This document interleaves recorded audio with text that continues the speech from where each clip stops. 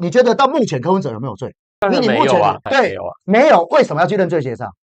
他如果认罪协商，我就说啊，不要忘记了，当天的党部的人也无人去哦。柯文哲头一天去用掠去伫看守所伫法院的检察庭的时阵，无人去。我江河树到位，过来要刷的时候，我看了相，看了谢立功到位。你既然是底下喊话的呢，可是现在让我看见的是什么？那是站在那另外一边说就那认罪协商，这条我是无法接受的。为什么讲？因为我今天如果真的柯文哲有了，我们会崩溃。你后港摕阮的笑气，你敢听有？为什么？